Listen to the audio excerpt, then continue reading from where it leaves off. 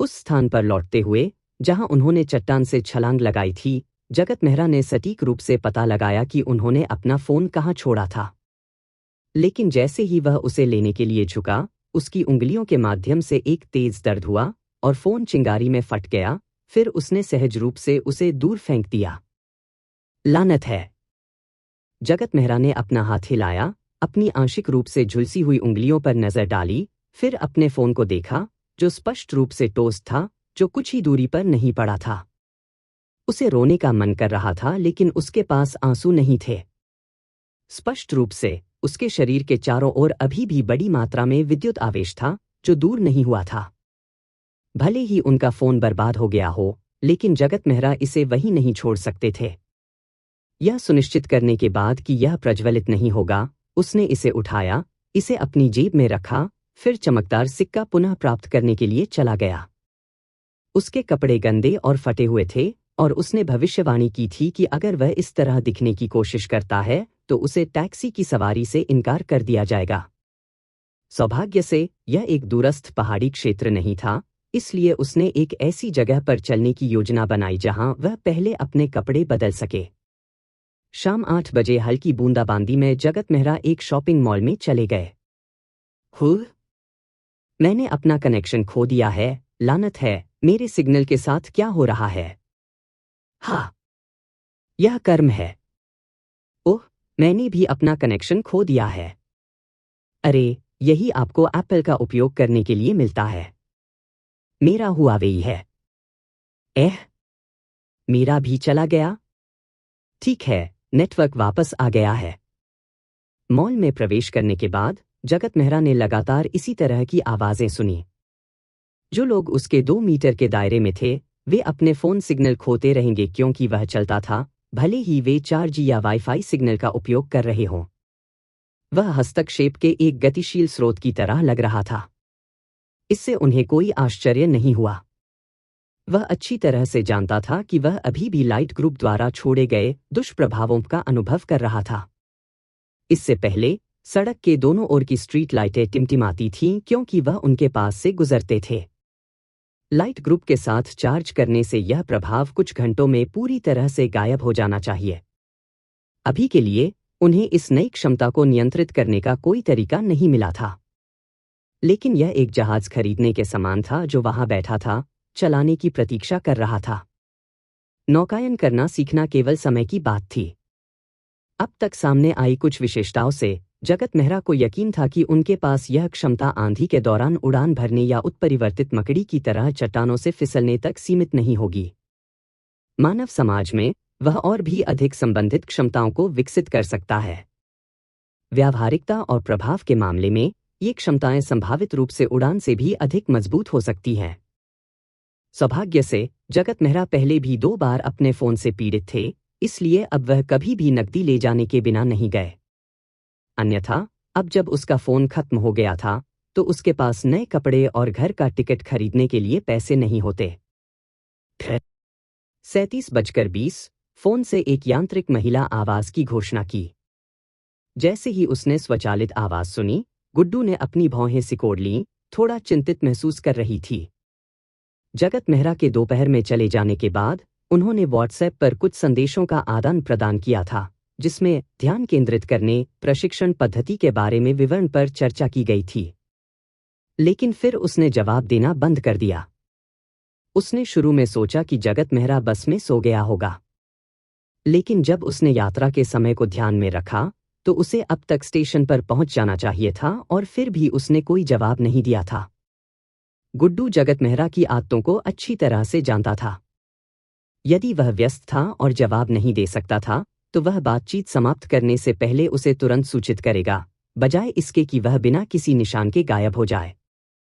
अगर वह बस में सो गया होता तो वह निस्संदेह जागने और संदेश धागा देखने के बाद जवाब देता।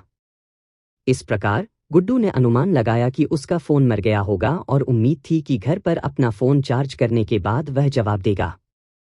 गुड्डू ने अपना फोन नीचे रखा और अपनी मेज पर कई लकड़ी की मूर्तियों पर ध्यान केंद्रित किया। उसने धीरे से उन्हें अपने हाथों से महसूस किया, दोपहर में अनुभव की गई भावना की कल्पना की। जगत मेहरा ने दोपहर में गुड्डू को अवचेतन रूप से यह समझाने के लिए बहुत प्रयास किया था कि सिक्के में विशेष गुण हैं और वह उसे अपने प्रशिक्षण में इस सिक्के का उपयोग करने के लिए प्रोत्साहित करता रहा। गुड्डू के लिए उन्होंने जो संज्ञानात्मक मॉडल स्थापित किया था उसके अनुसार यह दृष्टिकोण सही होना चाहिए था। हालांकि जगत मेहरा ने जो अनुमान नहीं लगाया था वह यह था कि गुड्डू को वास्तव में यह सिक्का दूसरों से थोड़ा अलग लगा, लेकिन उसे कुछ ऐसा मिला जो उसने सोचा था कि उसका ध्यान केंद्रित करने के लिए और भी बेहतर था। 4 लकड़ी की नक्काशी जो जगत मेहरा ने उसे दी थी। जगत मेहरा को गुड्डू की गहरी समझ थी, लेकिन उन्होंने इस दौरान मूर्तियों के बारे में उनके सपनों के प्रभाव को कम करके आंका। आखिरकार उन्होंने बातचीत में नक्काशी को सामने लाए बिना जगत मेहरा के साथ चर्चा करते समय केवल इन सपनों की सामग्री का उल्लेख किया। उसने कई बार सपने देखे थे। सुखद सपनों में वह हमेशा मिनियन को देखती थी और सपनों में जहां उसने कंप्यूटर विज्ञान का अध्ययन किया था उसे 3 टुकड़ा नक्काशी सेट में से एक दिखाई देती थी। इस प्रकार गुड्डू को इन नक्काशियों के बारे में एक अनूठी धारणा थी। उसने महसूस किया कि ये नक्काशी आध्यात्मिक रूप से उससे जुड़ी हुई है, जैसे कि वे उसके साथ संवाद कर सकते हैं। हालांकि उन्हें इन विचारों को अपने पिता, जो एक एसोसिएट प्रोफेसर थे, और अंकल जगत के साथ साझा करना बचकाना लगा, जिन्होंने उन्हें ये नक्काशी दी थी। मैं विभिन्न विश्व ड्रैगन सिस्टम की अनुशंसा करता हूं, जिसमें 11 उपलब्ध संस्करण और कुल 2.4 मिलियन से अधिक शब्द हैं। गुड्डू ने धीरे से अपने बाएं हाथ से मिनियन वुडकार्विंग को छुआ और अपने दाहिने हाथ से सीपीयू के साथ खेला।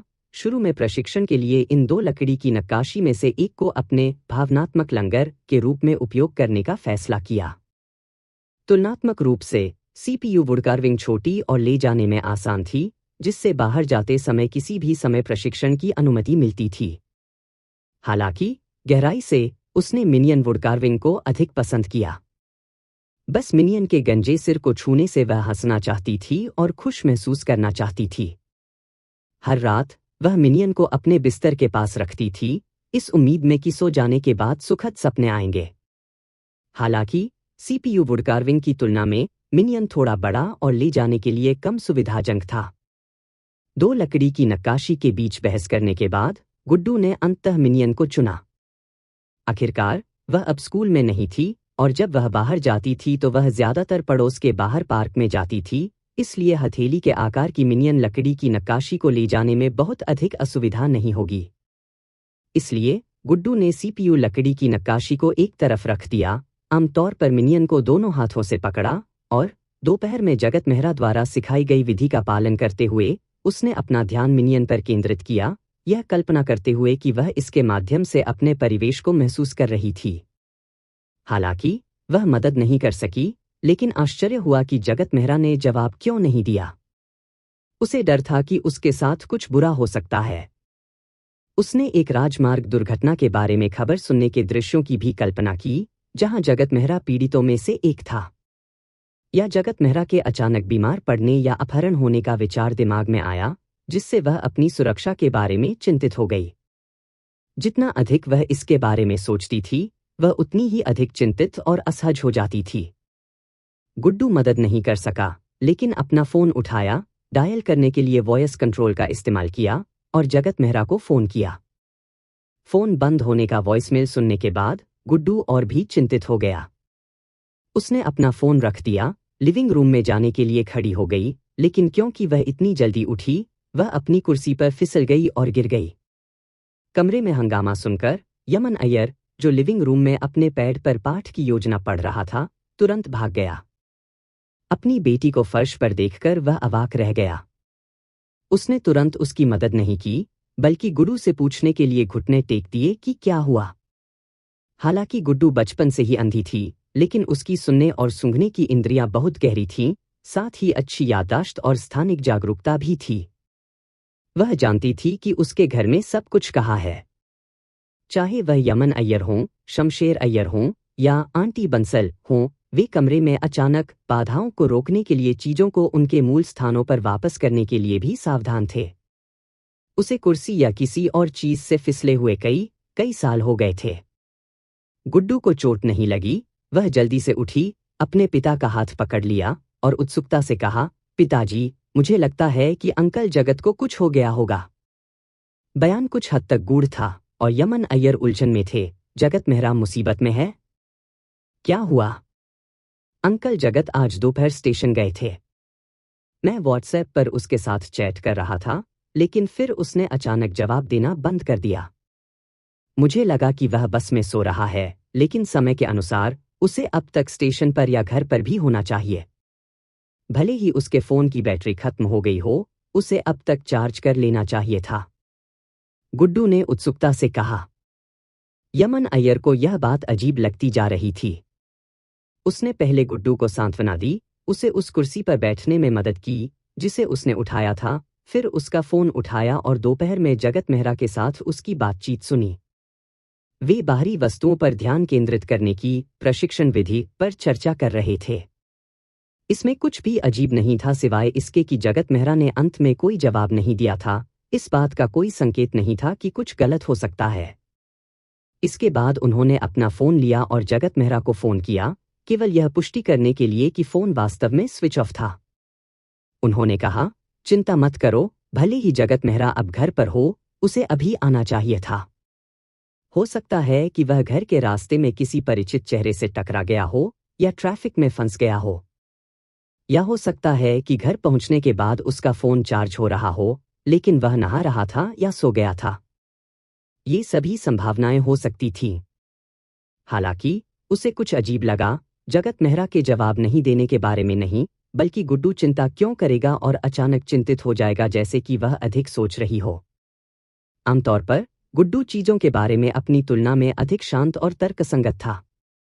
गुड्डू कुछ देर चुप रहा, शांत हो गया।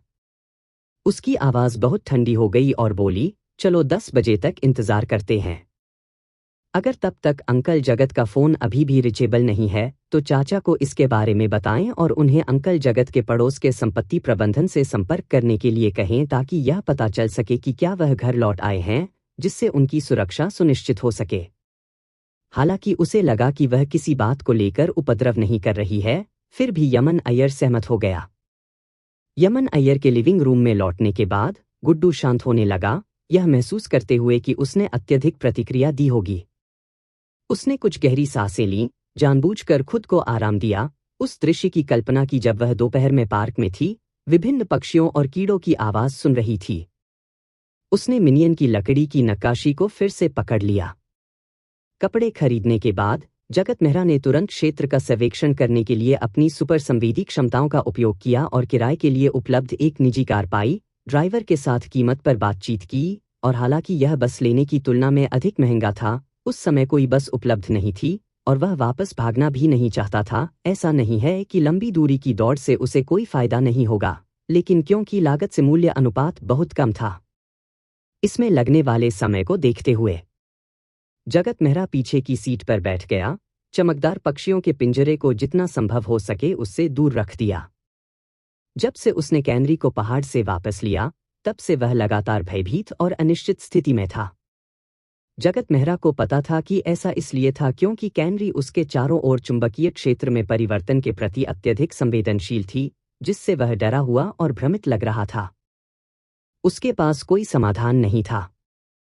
उन्होंने स्थैतिक बिजली को खत्म करने के लिए कई तरीकों की कोशिश की, जैसे कि ग्राउंडिंग, हाथ धोना, धातु को छूना, लेकिन कोई भी शेष प्रभाव से पूरी तरह से छुटकारा नहीं पा सका, इसलिए उसके पास इसके धीरे धीरे अपने आप कम होने की प्रतीक्षा करने के अलावा कोई विकल्प नहीं था। उदाहरण के लिए, ड्राइवर रेडियो सुन रहा था, लेकिन जैसे ही जगत मेहरा कार में बैठा, रेडियो बाधित हो गया। स्पष्ट और सुनने योग्य स्टेशन को खोजने के बिना कुछ बार बदलने के बाद ड्राइवर केवल निराशा में इसे बंद कर सकता था और जगत मेहरा को माफी मांगते हुए आश्वासन दे सकता था कि हालांकि उनकी कार का रेडियो खराब था, उनकी कार की यांत्रिक गुणवत्ता उत्कृष्ट थी और जगत मेहरा को चिंता करने की आवश्यकता नहीं थी। अपने गंतव्य के करीब जगत मेहरा के पास अचानक सहज ज्ञान युक्त कुबड़ था, एक अस्पष्ट विचार जो उसे बता रहा था कि उसे एक निश्चित लकड़ी की नक्काशी को महसूस करना चाहिए। जिज्ञासु और थोड़ा उलझन में महसूस करते हुए अनिश्चित था कि क्या उसका कुबड़ वास्तविक था, जगत मेहरा ने अभी भी उस भावना का पालन किया और गुड्डू को दिए गए मिनियन लकड़ी की नक्काशी को महसूस किया। एक बार जब उसने ऐसा किया, तो उसने तुरंत एक संवेदी संबंध स्थापित किया और गुड्डू की भावनाओं को स्पष्ट रूप से महसूस किया, घबराहट और चिंता की एक मजबूत भावना। जगत मेहरा आश्चर्यचकित था, क्योंकि इन भावनायुक्त वस्तुओं के माध्यम से अन्य लोगों की भावनाओं को समझना उसके लिए सामान्य था, लेकिन यह पहली बार था जब उसने उन्हें इतनी स्पष्ट रूप से महसूस किया था। स्पष्टता का यह स्तर आमतौर पर अनुभव की तुलना में लगभग 3 से 5 गुना अधिक था। साथ ही जगत मेहरा को भी कुछ चिंता महसूस हुई। उसे यकीन नहीं था कि गुड्डू के मन में इतनी मजबूत भावनाएं क्यों थीं। उसे संदेह था कि ऐसा इसलिए हो सकता है क्योंकि उसने पहले बस से उतरने के बाद उसे जवाब नहीं दिया था, जिससे उसे उसकी सुरक्षा के बारे में चिंता हो गई थी। लेकिन उसे लगा कि इसकी संभावना नहीं है, क्योंकि उसके जाने के बाद से केवल कुछ घंटे ही हुए थे और इससे इतनी तीव्र घबराहट और चिंता नहीं होनी चाहिए थी, भले ही वह उस तक न पहुंच सके। अगर वह अभी भी उस शहर में होता जहां गुड्डू रहता था, तो जगत मेहरा ने अनुमान लगाया कि वह गुड्डू के घर के पास जाना पसंद करेगा और उसकी और उसके पिता की सुरक्षा सुनिश्चित करेगा। लेकिन अब वह अपने घर से केवल कुछ किलोमीटर की दूरी पर था और किसी भी चक्कर में बहुत अधिक समय लगेगा। उसे पहले स्थिति का पता लगाने की जरूरत थी। हालांकि उसने जल्द ही गुड्डू की भावनाओं में बदलाव महसूस किया, तनाव और चिंता से शांत और शांति में संक्रमण कर रहा था, ठीक उसी तरह जैसे उसे उस दोपहर उसके घर के पास पार्क में महसूस हुआ था। इसके अलावा उसकी भावनाओं के बारे में उसकी धारणा स्पष्ट होती जा रही थी, जैसे कि इसे बढ़ाया गया हो। इस अनुभूति ने जगत मेहरा के मन में संदेह पैदा कर दिया, जिससे वह सूक्ष्म अनुमान लगाने के लिए प्रेरित हो गया। अपने आवासीय परिसर के प्रवेश द्वार पर पहुंचकर उन्होंने अपना किराया चुकाया, गोल्डन स्पार्कल को छोड़ने के लिए घर लौट आए, फिर अपना बैंक कार्ड पकड़ा और दरवाजे से बाहर निकल गए, सीधे एक स्थानीय मोबाइल की दुकान की ओर बढ़े जो अभी भी खुली थी। हालांकि वह अपने रेडमी नोट 8 प्रो का मलबा वापस ले आया था, लेकिन यह स्पष्ट रूप से मरम्मत से परे था, इसलिए उसने एक भौतिक स्टोर से एक नया ऑनर फोन खरीदने का विकल्प चुना, जिसकी कीमत 1000 युआन है। बेशक फोन खरीदने से पहले उन्होंने पहले ही पुष्टि कर दी थी कि उनके शरीर के चारों ओर चार्जिंग प्रभाव लगभग समाप्त हो गया था और यह फोन सिग्नल को भी प्रभावित नहीं कर रहा था। अन्यथा अगर उसने एक और फोन को नष्ट कर दिया तो वह तबाह हो जाएगा। अपना सिम कार्ड डालने के बाद जगत मेहरा ने व्हाट्सएप में लॉग इन किया, गुड्डू के पिछले संदेशों का जवाब दिया और समझाया, जब मैं कार में था तो मेरा फोन टूट गया, मैंने अभी अभी एक नया खरीदा है। ओह, मुझे यह सुनकर खुशी हुई कि आप इसे सुरक्षित घर पहुंचा दिए, अंकल जगत, गुड्डू ने वॉयस मैसेज के साथ जवाब दिया। उसने अपनी पिछली चिंताओं का उल्लेख नहीं किया, क्योंकि अब उसे एहसास हुआ कि वह अत्यधिक चिंतित हो सकती है। इसके बाद जगत मेहरा ने आवेशित वस्तुओं के साथ अभ्यास करने के विषय पर अपनी दोपहर की बातचीत जारी रखी। जब वे बात कर रहे थे, गुड्डू ने लकड़ी की मूर्ति का उपयोग करने के अपने इरादे का उल्लेख किया जो उसने उसे एक चार्ज वस्तु के रूप में दी थी, यह कहते हुए कि मिनियन वुड कार्विंग के साथ अभ्यास करना विशेष रूप से प्रभावी रहा था। जगत मेहरा ने जल्दी से अपने पहले के अनुमान की पुष्टि की, गुड्डू अब अपनी भावनाओं को बढ़ाने के लिए अपने भावनात्मक रूप से चार्ज लकड़ी की नक्काशी का उपयोग कर सकता है। इस तरह अगर वह अपना ध्यान अपने परिवेश को देखने पर केंद्रित कर रही थी, जैसे कि पार्क में रहने पर उसने जो शांतिपूर्ण भावनाएं अनुभव की थीं, तो लकड़ी की नक्काशी इन भावनाओं को बढ़ा सकती है, जिससे वह अधिक प्रभावी ढंग से ध्यान केंद्रित कर सकती है और विकर्षणों को दूर कर सकती है, जिससे उसकी धारणा कौशल में वृद्धि हो सकती है। यह स्पष्ट है कि आज जगत मेहरा की यात्रा के बाद ही गुड्डू ने इस नई क्षमता तक पहुंचने के लिए लकड़ी की नक्काशी का उपयोग करने का प्रबंधन किया। जगत मेहरा ने अनुमान लगाया कि आज की उनकी यात्रा गुड्डू के लिए एक तरह की मनोवैज्ञानिक मान्यता के रूप में काम करती है, जिसने बदले में उनकी पहुंच अनुमतियों को सक्रिय कर दिया। हालांकि जगत मेहरा के मार्गदर्शन के कारण गुड्डू ने कुछ अवचेतन रूप से सिक्के की विशेष प्रवृत्तियों में विश्वास करना शुरू कर दिया था, लेकिन जिन वस्तुओं को वह गहराई से मानती थी, वे वास्तव में लकड़ी की नक्काशी थीं जो उसने पहले उसे दी थी। भाग्य के एक मोड़ में गुड्डू उस रास्ते से भटक गया था जो जगत मेहरा ने उसके लिए निर्धारित किया था, फिर भी सही रास्ते पर समाप्त हो गया। यह स्पष्ट है कि गुड्डू की अपनी भावनाओं को मजबूत करने के लिए मिनियन वुड कार्विंग का उपयोग करने की क्षमता जगत मेहरा की क्षमताओं के लिए एक कॉल है। हालांकि जगत मेहरा का मानना है कि भावनात्मक रूप से चार्ज लकड़ी की नक्काशी में सिर्फ इस कार्य से कहीं अधिक होना चाहिए। शायद गहरी समझ और अधिक अभ्यास प्राप्त करने के बाद गुड्डू उनका उपयोग करने के और अधिक तरीके खोजेंगे और विकसित करेंगे।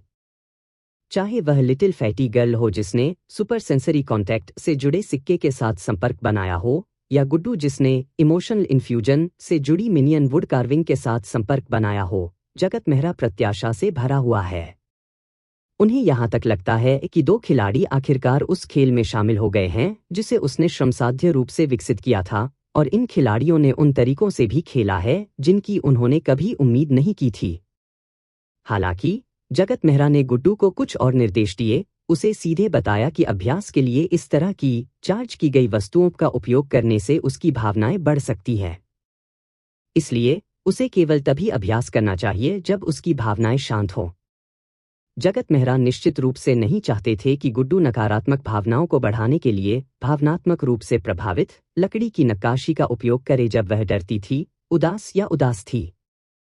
यह एक बुरा परिणाम होगा। उसे गुड्डू की बुद्धिमत्ता पर विश्वास था और उसका मानना था कि उसे धीरे धीरे एहसास होगा कि उसकी तीव्र चिंता और चिंता कहाँ से आई है, और उसके अनुस्मारक के बाद वह अधिक सावधान रहेगी। गुड्डू के साथ अपनी चैट खत्म करने के बाद जगत मेहरा अपना नया फोन लिया और घर लौट आया। उन्होंने उस दिन अप्रत्याशित चार्जिंग प्रक्रिया को संक्षेप में प्रस्तुत किया। एलिस ने अपने कुछ अनुमानित डेटा को वैम्पायर म्यूटेशन मॉडल में इनपुट किया था और उसे इसका विश्लेषण करने और कुछ सुझाव देने के लिए कहा।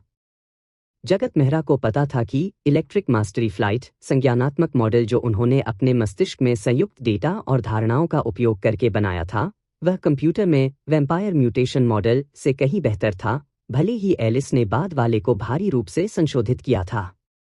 आखिरकार उनका नया संज्ञानात्मक मोड सीधे उनके संवेदी अनुभवों को सुधार में शामिल कर सकता है, लेकिन कंप्यूटर मॉडल के लिए उन्हें विशिष्ट स्थितियों को डिजिटाइज करना पड़ा। लेकिन कई स्थितियां, कई धारणाएं उनके लिए अस्पष्ट और अस्पष्ट थीं, वह संभवतः सटीक डेटा के साथ नहीं आ सका। यह उल्लेख करने की आवश्यकता नहीं है कि कुछ धारणाओं को डिजिटाइज करना असंभव है। हालांकि जगत मेहरा जानते थे कि कभी-कभी आपको अलग अलग दृष्टिकोण प्रदान करने के लिए अन्य लोगों की आवश्यकता होती है। इन विचारों का सटीक या सही होना जरूरी नहीं है, बस उनके होने से अक्सर ऐसे विचार सामने आ सकते हैं जो नई संभावनाओं को खोलते हैं। उत्परिवर्तन मॉडल पर एलिस की पिछली टिप्पणियां इसका एक अच्छा उदाहरण है। पिछली बार की तरह एलिस ने तुरंत कोई जवाब नहीं दिया, इसलिए जगत मेहरा उठकर बालकनी में चला गया। बाहर के वर्तमान वायुमंडलीय विद्युत क्षेत्र की भावना प्राप्त करने का इरादा रखता है। रात का सबसे बड़ा लाभ चार्जिंग नहीं था, बल्कि वायुमंडलीय विद्युत क्षेत्र के बारे में उनकी समझ में व्यापक सुधार था।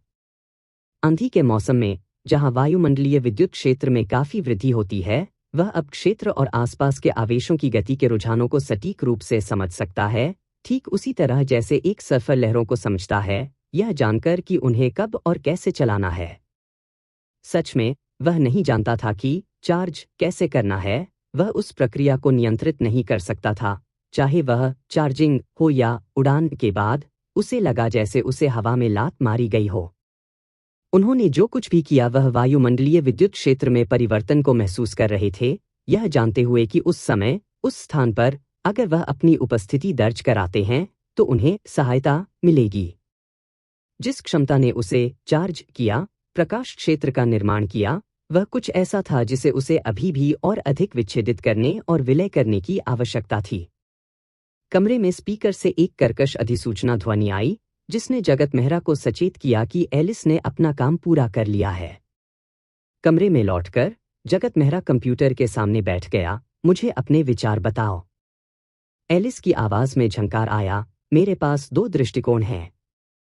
यह सुनकर जगत मेहरा मदद नहीं कर सका, लेकिन मुस्कुराया, मन ही मन सोच रहा था, एलिस के पास हमेशा 2 बिंदु होते हैं, क्या यह संक्षेप में प्रस्तुत करने का उसका निश्चित तरीका है? एलिस निश्चित रूप से उसके विचारों से अवगत नहीं थी और बिना किसी रुकावट के उसने जारी रखा, सबसे पहले उत्परिवर्तित मकड़ी की चार्जिंग विधि इष्टतम नहीं है। इसे चार्ज करने का अधिक स्थिर तरीका खोजने के लिए अपनी आवश्यकताओं के अनुसार अनुकूलित किया जा सकता है। दूसरे, सहायता के लिए इसके उड़ान सिद्धांतों के आधार पर उपकरण का उत्पादन किया जा सकता है। यह सुनकर जगत मेहरा ने थोड़ा सिर हिलाया। उन्होंने पहले ही दोनों बिंदुओं पर विचार कर लिया था। पहला बिंदु यह था कि उत्परिवर्तित मकड़ी बिजली गिरने के दौरान विद्युत क्षेत्र में होने वाले परिवर्तनों का उपयोग चार्ज करने के लिए कर सकती है। जंगल में पैदा होने और विकसित होने के कारण यह आंधी के दौरान मौजूद पर्यावरणीय परिस्थितियों का उपयोग करके चार्ज होता है। लेकिन जगत मेहरा एक इंसान है और यह बिजली का आविष्कार और उपयोग है जिसने बड़े पैमाने पर मानव सभ्यता की उन्नति को प्रेरित किया है। मानव समाज में जब तक आपके पास पैसा है, आप बड़ी मात्रा में स्थिर, स्वच्छ, सुरक्षित और निर्बाध विद्युत ऊर्जा प्राप्त कर सकते हैं। उत्परिवर्तित मकड़ी जैसे प्राणियों द्वारा बेजोड़ स्थितियां। जगत मेहरा का मानना था कि कुछ और बार चार्जिंग स्थिति का अनुभव करने और उत्परिवर्तित मकड़ी के रक्त से प्राप्त शक्ति मॉडल को समझने के बाद उन्हें इस क्षमता को अधिक कुशल, सुविधाजनक और सुरक्षित प्रशिक्षण पद्धति में विकसित करने का एक तरीका निकालने में सक्षम होना चाहिए। एलिस के दूसरे बिंदु के लिए यह अन्य म्यूटेंट की तुलना में मानव पिशाचों का एक और फायदा था। जब अन्य म्यूटेंट एक निश्चित क्षमता विकसित करते हैं तो वे बस इसका उपयोग करते हैं, शायद कुछ वृद्धि के लिए प्राकृतिक वस्तुओं का लाभ उठाते हैं। लेकिन मनुष्य जानबूझकर अपनी क्षमताओं का बेहतर उपयोग करने और बढ़ाने के लिए उपकरण बना सकते हैं और उनका उपयोग कर सकते हैं, यहां तक कि खरोंच से नई क्षमताएं भी बना सकते हैं। एलिस का मतलब यह था कि जगत मेहरा इलेक्ट्रिक मास्टरी फ्लाइट के पैटर्न के आधार पर संबंधित सहायक उपकरण विकसित करें। इससे उसे उड़ने और नियंत्रण हासिल करने के अपने उद्देश्य को बेहतर ढंग से साकार करने में मदद मिलेगी। हालांकि जगत मेहरा ने पहले सोचा था, वर्तमान में उनके लिए जटिल उपकरणों का उत्पादन करना मुश्किल होगा और यदि इसमें इलेक्ट्रॉनिक घटक शामिल हैं तो यह आसानी से लाइट ग्रुप से प्रभावित हो सकता है। साधारण उपकरण जैसे पैराशूट या सरलीकृत ग्लाइडर या तो अधिक उपयोग नहीं थे। उन्हें ले जाना आसान नहीं था और कोई गुणात्मक सुधार नहीं हुआ। आखिरकार जगत मेहरा के लिए उड़ान ही वह जवाब नहीं था जो वह चाहता था। आधुनिक मानव समाज की स्थितियों को देखते हुए उसके लिए आसमान पर ले जाने के बहुत सारे तरीके थे। वह इलेक्ट्रिक मास्टरी फ्लाइट में जो महारत हासिल करना चाहता था वह अप्रतिबंधित मुक्त उड़ान क्षमता और इस क्षमता में महारत हासिल करने से प्राप्त अन्य अनुप्रयोग थे। हालांकि यह कि एलिस इन दो विचारों का प्रस्ताव कर सकती थी, जगत मेहरा के लिए पहले से ही संतोषजनक था। उसकी विचार प्रक्रिया अभी भी सही रास्ते पर थी। जगत मेहरा का सेल फोन वाइब्रेट हो गया। उसे उठाकर उसने देखा कि प्रदीप भाटी के संदेश ने उसे अगले दिन जतिन को लेने के लिए हवाई अड्डे जाने की याद दिलाई। दरअसल जतिन फिर से आ रहा था। प्रदीप भाटी और कीर्तिका देसाई की शादी की तारीख तय हो गई थी और इसमें 1 महीने से भी कम समय बचा था। प्रदीप भाटी ने 3 दूल्हे तय किए थे, जगत मेहरा, जतिन और एक अन्य मिडिल स्कूल दोस्त। इस बार जतिन उस सूट के लिए फिट होने के लिए आ रहा था जिसे वह शादी में पहनता था, एक लाभ जो प्रदीप भाटी अपने दूल्हे के साथ प्रदान कर रहे थे। बेशक यह सभी के लिए फिर से एक साथ इकट्ठा होने का एक बहाना भी था, जिससे जतिन को अपनी कंपनी और उसके पिता से छुट्टी का अनुरोध करने का एक कारण मिला। जगत मेहरा ने प्रदीप भाटी से संक्षिप्त बातचीत की। भले ही यह सिर्फ व्हाट्सएप संदेशों के माध्यम से था, जगत मेहरा अपने पुराने दोस्त से लीक होने वाली चिंता को स्पष्ट रूप से महसूस कर सकता था। वह जानता था कि इस चिंता के कई कारण थे, जिनमें से कुछ का वह अनुमान लगा सकता था, जिनमें से कुछ को वह नहीं जानता था। हालांकि प्रदीप भाटी और कीर्तिका देसाई के बारे में उनकी समझ और विश्लेषण के आधार पर वह जानते थे कि यह मुद्दा महत्वपूर्ण नहीं था। वे दोनों किसी भी छोटी परेशानी को हल कर सकते थे। एक पुरुष और एक महिला के लिए एक साथ ऐसा ही होता है। जब तक दोनों समझौता करने और देने को तैयार हैं, तब तक रिश्ता चल सकता है। जगत मेहरा ने रश्मि सिंह की ग्रुप चैट से मिली खबरों के बारे में सोचा।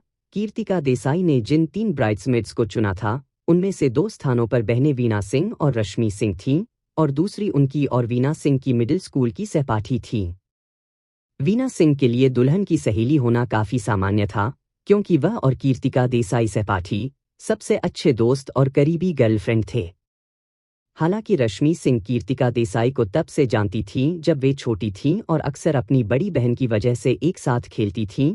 सैद्धांतिक रूप से उन्हें शादी के लिए दुल्हन की सहेली के रूप में नहीं चुना जाना चाहिए था। जगत मेहरा ने सोचा कि कीर्तिका देसाई ने रश्मि सिंह को दुल्हन की सहेली के रूप में चुना था। इसका एक महत्वपूर्ण कारण यह था कि वह प्रदीप भाटी के दूल्हे के समूह में थे। वे मैचमेकर की भूमिका निभाने की कोशिश कर रहे थे। जगत मेहरा ने फिर से व्हाट्सएप चेक किया और ग्रुप चैट में उन अपठित संदेशों को स्किम किया जो उन्होंने पहले मिस कर दिए थे। यू मिंग दंपति और रश्मि सिंह के साथ अपने मेगजारा प्ले रैबिट ग्रुप में यू मिंग ने लगभग 15 मिनट पहले 2 संदेश भेजे थे। जगत मेहरा, क्या तुमने कुछ किया? हमारा वीडियो फिर से ट्रेंड कर रहा है। हम दूसरा वीडियो कब जारी करेंगे? आपने अगले भाग के लिए उनकी टीम की तलाश नहीं करने का उल्लेख किया है, तो हम दूसरे भाग को फिल्माने की योजना कैसे बना सकते हैं? यह फिर से चलन में है? जगत मेहरा कुछ हैरान थे। उन्होंने इंस्टाग्राम में साइन इन किया और निश्चित रूप से उनकी मेगजारा प्ले रैबिट आईडी के तहत वीडियो में व्यूज, सिक्के और बुलेट स्क्रीन में उल्लेखनीय वृद्धि देखी गई थी। क्या ऐसा हो सकता है कि एक लोकप्रिय उपयोगकर्ता ने अपनी क्लिप का उपयोग करके उनके लिए ध्यान आकर्षित करने वाली सामग्री के रूप में एक मजेदार वीडियो बनाया हो? या फिर रश्मि सिंह ने किसी तरह से उनके वीडियो को प्रमोट किया था? लेकिन बुलेट स्क्रीन के माध्यम से स्किमिंग करने के बाद जगत मेहरा ने महसूस किया कि ध्यान का स्रोत कहीं और से आया है। उन्होंने वीबो पर खोज की और वास्तव में कई चर्चाएं और ट्रेंडिंग विषय मिले। सबसे अधिक बहस यह थी कि गंजे शेफ और शेफ मेगजारा के बीच संबंध व्हाट। कुछ यूजर्स ने किचन की तुलना अपने मेगजारा प्ले बनी वीडियो और जगत मेहरा के पिछले खरगोश मांस पकाने के वीडियो के बैकग्राउंड में की थी।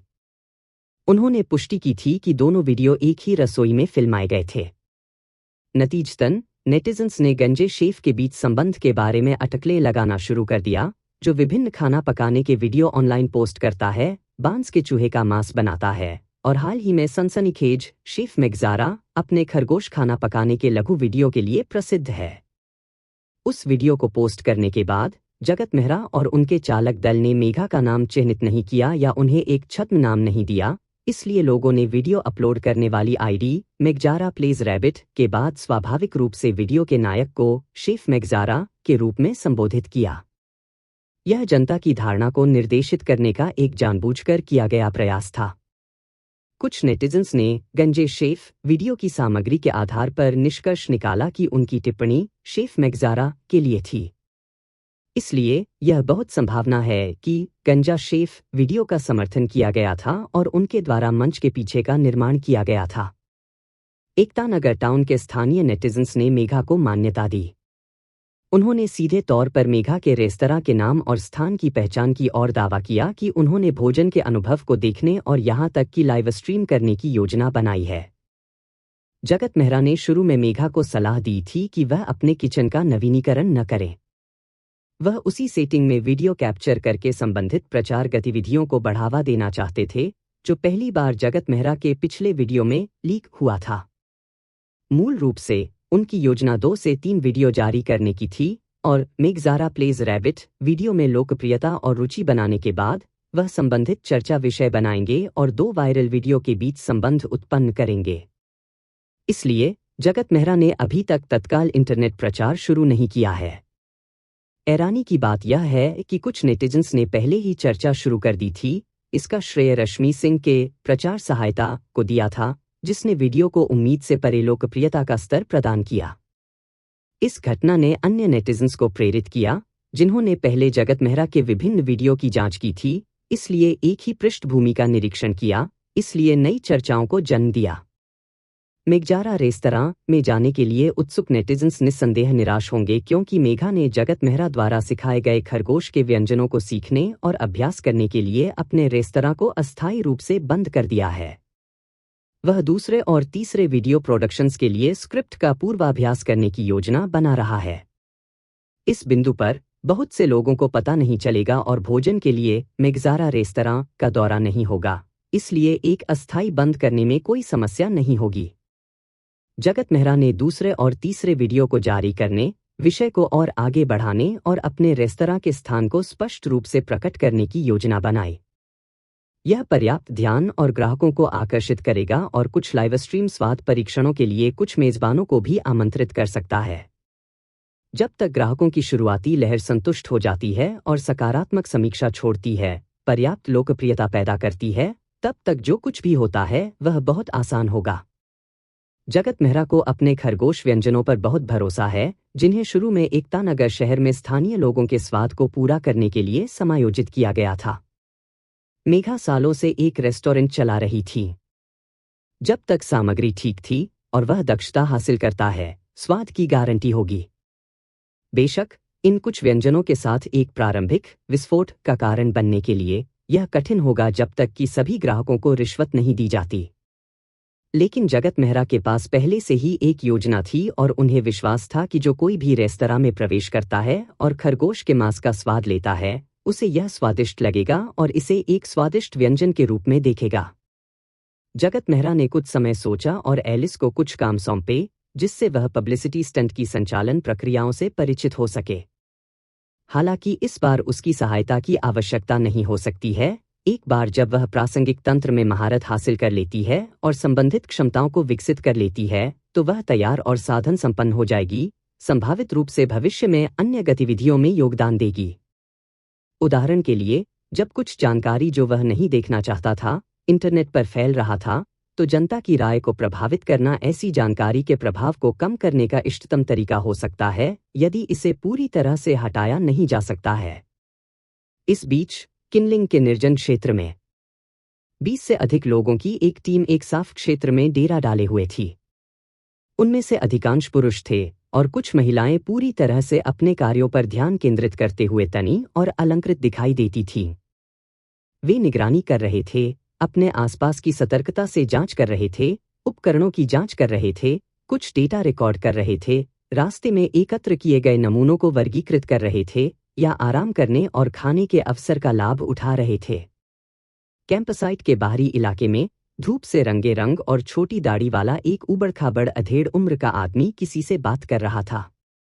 डिवाइस की स्क्रीन ने उसके परिवेश को प्रदर्शित किया और उसने लाइव ट्रांसमिशन के लिए एक संचार उपग्रह से जुड़ने के लिए अपने सिर के ऊपर के ड्रोन का उपयोग किया। मिस्टर बिष्ट, हम उस स्थान पर पहुंच गए हैं जहां जंगली सुअर का शव मिला था। कल से हम आपके द्वारा चिह्नित सीमा और अनुक्रम के अनुसार खोज शुरू करेंगे। अधेड़ उम्र के व्यक्ति ने दूसरी तरफ सूचना दी। दूसरे छोर पर आवाज के साथ एक अजीब घर्षण ध्वनि थी। टीम लीडर ली, खोज के दौरान अपने आसपास की जमीन, पेड़ों और चट्टानों पर असामान्य निशानों पर ध्यान दें।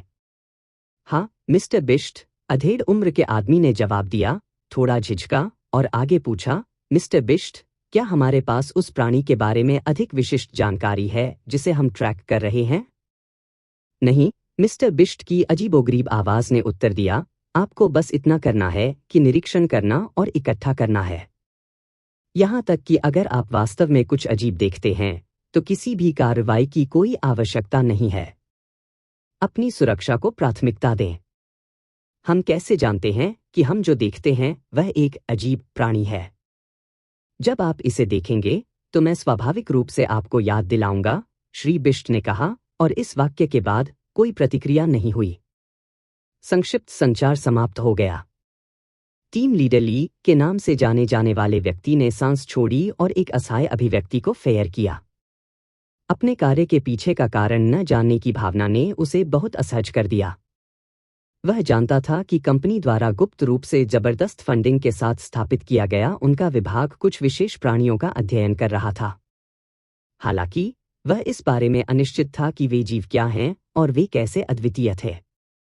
उनके विभाग ने कई समर्पित शोधकर्ताओं के साथ कई संबंधित प्रयोगशालाओं को रखा और विश्व स्तर पर कई फील्ड टीमें काम कर रही थीं। उन्होंने अन्य टीमों के सहयोगियों से स्पष्ट रूप से सुना कि ऐसा लग रहा था कि उन्होंने कुछ अनोखे प्राणियों को कब्जा कर लिया है। हालांकि कोई नहीं जानता था कि ये जीव कैसे दिखते थे। यह समझते हुए कि उन्होंने गैर प्रकटीकरण समझौतों पर हस्ताक्षर किए थे और यह जानते हुए कि अनधिकृत क्षेत्रों में घुसने से उनके भारी बोनस को जब्त किया जा सकता है और यहां तक कि जुर्माना और मुकदमों का भी सामना करना पड़ सकता है, काम की रहस्यमय प्रकृति ने उनकी जिज्ञासा को जगाया, विशेष रूप से विज्ञान कथा जैसी स्थितियों को देखते हुए। उनकी टीम इस मिशन के लिए पूरी तरह से सुसज्जित थी, जिसमें 8 प्रयोगशाला शोधकर्ता किनलिंग के इस निर्जन क्षेत्र में अन्वेषण और जांच का समर्थन कर रहे थे। टीम लीडर ली चिंतित और रोमांचित दोनों थे। उन्हें इस क्षेत्र में मेजबान बनर्जी और 2 अन्य लोगों के साथ हुई घातक घटना के बारे में पता था। वह यह भी जानता था कि मेजबान द्वारा फिल्माई गई जंगली सूअर की लाश को इस स्थान पर भेजे जाने से पहले विस्तृत विश्लेषण के लिए उनके मुख्यालय की प्रयोगशाला में भेजा गया था। जाहिर है, यहां भेजे जाने का मतलब था कि परीक्षण के परिणामों में समस्याओं का पता लगाया गया था। हालांकि वह सटीक मुद्दे से अनजान रहे। यहां अपने रास्ते में उन्होंने कुछ जानकारी लेने के लिए शोधकर्ताओं से बातचीत करने की योजना बनाई। हालांकि रिसर्च टीम की प्रभारी महिला डॉक्टर बहुत सख्त थी। शोधकर्ताओं ने कार्य से असंबंधित किसी भी चीज का उल्लेख करने की हिम्मत नहीं की और यहां तक कि अपने पूरे नाम का खुलासा करने से भी परहेज किया। हालांकि टीम लीडर ली ने अनुमान लगाया कि कंपनी की सर्वोत्तम प्रथाओं से पता चलता है कि इन शोधकर्ताओं को शायद ज्यादा पता नहीं होगा। अपने स्लीपिंग बैग में आराम करते हुए टीम लीडर ली मदद नहीं कर सका, लेकिन मेजबान बनर्जी द्वारा गोली मारे गए मृत जंगली सूअर के वीडियो को याद कर सका, यह कल्पना करते हुए कि किस तरह का प्राणी सूअर पर छोटे घाव का कारण बन सकता है। वह अपनी टीम की सुरक्षा को लेकर चिंतित नहीं थे। हालांकि वे किसी भी आग्नेयास्त्रों से लैस नहीं थे, वे विभिन्न जंगली जानवरों को संभालने के लिए सुसज्जित थे और कंपनी द्वारा विभिन्न उच्च तकनीक वाले पोर्टेबल सुरक्षा उपकरणों के साथ प्रदान किए गए थे, जिसमें कई ड्रोन शामिल थे जो रात दृष्टि और अवरक्त मोड के साथ अपने परिवेश की निगरानी करते थे। वे ऊपर मंडराते ड्रोन के माध्यम से मुख्यालय के साथ वास्तविक समय में संवाद भी कर सकते थे। जैसे ही भोर हो रही थी, अस्थायी शिविर में लोगों ने पहले से ही अपने उपकरण पैक करना, अपना कचरा इकट्ठा करना और योजना के अनुसार खोज शुरू करने की तैयारी शुरू कर दी थी। टीम लीडर ली भी जल्दी उठे, अपना चेहरा धोया और साफ पानी से अपना मुंह धोया। उन्होंने टीम की स्थिति की जांच करते हुए संपीड़ित सूखा भोजन खाना शुरू कर दिया। हालांकि कंपनी ने उनसे कई रहस्य रखे, कभी भी पूरी तरह से नहीं बताया कि क्या हो रहा था। टीम लीडर ली को कार्यों को निष्पादित करते समय यह कष्टप्रद लगा। हालांकि उन्हें यह स्वीकार करना पड़ा कि उपचार काफी अच्छा था, इतना अच्छा था कि वह इस झुंझलाहट को पूरी तरह से नजरअंदाज कर सकता था। न केवल अच्छा पारिश्रमिक और लाभ था, बल्कि क्षेत्र भत्ता और बोनस की उच्च राशि भी थी। मिशन के दौरान प्रदान किए गए उपकरण और आपूर्ति भी बहुत व्यापक थी। उदाहरण के लिए, संपीड़ित सूखे भोजन के इस टुकड़े को अपने हाथ में लें, यह बाजार में उपलब्ध नहीं था। इसे विशेष रूप से कंपनी के अनुसंधान और विकास विभाग द्वारा उनके लिए विकसित और बनाया गया था। पैकेजिंग पर शेल्फ लाइफ के अलावा कुछ भी नहीं लिखा गया था। टीम लीडर ली को संदेह था कि इस तरह की चीजें शायद विकास विभाग में उन अत्यधिक भुगतान वाले शोधकर्ताओं द्वारा विकसित की गई थीं, जब उनके पास करने के लिए कुछ नहीं था। यहां तक कि अगर वे बाजार में अच्छी तरह से नहीं बेचते हैं, तब भी यह काफी मात्रा में ऑर्डर और मुनाफा उत्पन्न कर सकता है, यदि वे सेना के साथ सहयोग कर सकते हैं। ये संपीड़ित सूखे खाद्य पदार्थ उन मानक उत्पादों की तुलना में बहुत अधिक स्वादिष्ट हैं जो उन्होंने पहले खाए थे। 1 घंटे से भी कम समय में टीम ने तैयारी पूरी कर ली।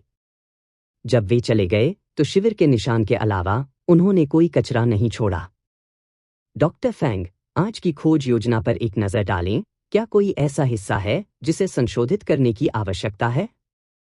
टीम लीडर ली ने साथ वाली महिला डॉक्टर को एक बहुत भारी गोली दी, जिससे पता चलता है कि वह उसकी सलाह का पालन करेगा। डॉक्टर फेंग अपने 30वें दशक में लग रहे थे। उनकी त्वचा टीम लीडर ली की तुलना में ज्यादा गोरी नहीं थी। उसके पास मोटे चेहरे थे, कुछ हद तक मर्दाना दिखती थी और सैन्य अनुभव वाले पुरुष टीम के सदस्यों की तुलना में अपने काम में कम कुशल नहीं थी। उसने टैबलेट पर नजर डाली लेकिन उसे नहीं लिया। अगर मिस्टर बिश्ट इसे मंजूरी दे देते हैं तो कोई बात नहीं। टीम लीडर ली ने बेप्सी से टैबलेट वापस ले लिया। वास्तव में खोज योजना की व्यवस्था करना उनका अधिकार था, उन्हें डॉक्टर फेंग की राय पूछने की आवश्यकता नहीं थी। उसने जो कारण पूछा वह यह था कि वह इसे डॉक्टर फेंग के साथ बात करने के अवसर के रूप में उपयोग करना चाहता था। जब तक वह एक राय देती है, वह स्वाभाविक रूप से अधिक जानकारी मांगने के लिए इस विषय का अनुसरण कर सकता है। हालांकि उन्होंने महसूस किया कि ये शोधकर्ता, जिन्होंने पहले प्रयोगशाला में काम किया था, सभी स्थितियों को नहीं जानते होंगे। उन्हें उन लोगों की तुलना में अधिक पता होना चाहिए जो उनके जैसे फील्ड वर्क को संभालते हैं। कुछ मिनट बाद टीम लीडर ली और श्री बिष्ट ने सैटेलाइट कनेक्शन के माध्यम से बातचीत की।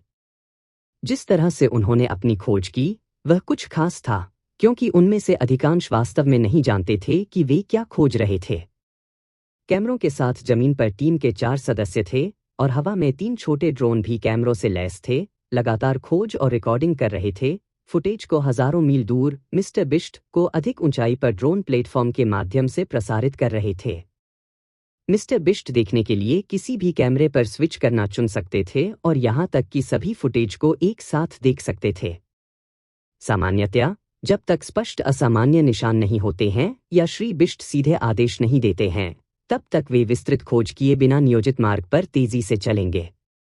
हालांकि किनलिंग निर्जन क्षेत्र के गहरे पहाड़ों में संभावित रूप से मौजूद अज्ञात प्राणियों की खोज करते समय टीम लीडर ली ने एक पल के लिए भी सुस्त होने की हिम्मत नहीं की और विभिन्न उपकरणों के माध्यम से लगातार आसपास के वातावरण और टीम के सदस्यों की स्थितियों का अवलोकन कर रहे थे। खोज 5 दिनों तक चली और जब टीम लीडर ली ने आपूर्ति की खपत की गणना की और डर था कि यात्रा निरर्थक साबित हो सकती है, तो श्री बिष्ट ने पहली बार खोज योजना को संशोधित करने का आदेश जारी किया। कुछ घंटों बाद श्री बिष्ट ने एक और निर्देश जारी किया, जिसमें एक विशेष क्षेत्र की गहरी खोज का आदेश दिया गया। यह तब था जब डॉक्टर फैंग द्वारा लाए गए कई शोधकर्ता काम में आए, जबकि टीम लीडर ली अपनी टीम के सदस्यों को परिधीय सतर्कता के लिए ले गए। सतर्कता स्थापित करने के बाद टीम लीडर ली सावधानी से डॉक्टर फैंग से संपर्क किया और जिस बड़े पेड़ को वे घेरे हुए थे उसे देखते हुए उन्होंने धीरे से पूछा, इस पेड़ में क्या खराबी है? इस बार डॉक्टर फैंग ने उनके प्रश्न को नजरअंदाज नहीं किया। शोधकर्ताओं को नमूने एकत्र करते हुए देखते हुए उसने जवाब दिया, यह ऊपर से कुछ मजबूत संक्षारक तरल से भीग गया है और मर रहा है। जैसे ही टीम लीडर ली ने ऊपर देखा और आधे काले पेड़ के शीर्ष पर भौहें सिकोड़ लीं, उन्होंने पूछा, क्या यह इंसानों द्वारा किया गया था या यह वह प्राणी था जिसे हम ढूंढ रहे हैं? डॉक्टर फेंग ने अपना सिर हिलाया। इस समय यह निर्धारित करना मुश्किल है, लेकिन इस पेड़ की स्थिति को देखते हुए इस पर लगभग 10 दिन या उससे भी अधिक समय पहले हमला किया गया था। दुर्भाग्य से इस दौरान किनलिंग में कई बार बारिश हुई है, जिसने आसपास के निशान को लगभग धो दिया है। चाहे वह इंसान हो या कोई अन्य प्राणी, ऊपर से गिरने वाले संक्षारक तरल की मात्रा घात लगाकर किए गए हमले का सुझाव देती है ना? तो घात लगाकर किए गए हमले का लक्ष्य क्या था? अगर यह घायल हो गया था तो निश्चित रूप से पीछे छूट गए निशान होंगे। जब आप यहां आए तो क्या तुमने कुछ नहीं देखा?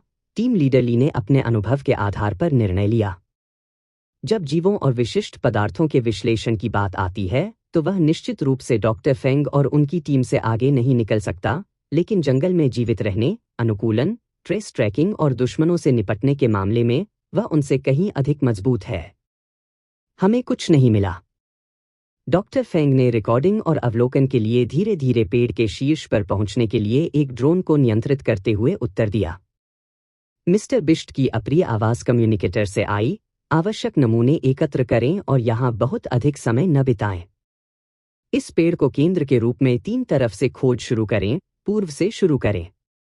जब श्री बिष्ट ने बात की तो टीम लीडर ली और डॉक्टर फैंग दोनों ने स्वाभाविक रूप से उनके निर्देशों का पालन किया। इस अजीब आवाज वाले मिस्टर बिष्ट के लिए टीम लीडर ली की जिज्ञासा उस अज्ञात प्राणी से कम नहीं थी जिसकी वे वर्तमान में जांच कर रहे थे। ध्यान रहे, कंपनी के इस विशेष विभाग में शामिल होने के बाद वह श्री आरव सिंह के साथ भी आमने सामने आ गए थे, जो डिवाइन टेक्नोलॉजी के संस्थापक और अध्यक्ष हैं। हालांकि उन्होंने केवल इस मिस्टर बिष्ट की आवाज सुनी थी और उनसे कभी व्यक्तिगत रूप से नहीं मिले थे। लेकिन श्री आरव सिंह ने निर्देश दिया था कि उनका विभाग पूरी तरह से श्री बिष्ट के नियंत्रण में था और सभी को श्री बिष्ट के निर्देशों का पालन करना होगा। शांत डॉक्टर फैंग को देखते हुए, जो लगन से काम कर रहे थे, टीम लीडर ली यह अनुमान लगाए बिना नहीं रह सके कि क्या इन प्रयोगशाला शोधकर्ताओं ने कभी मिस्टर बिष्ट देखा था।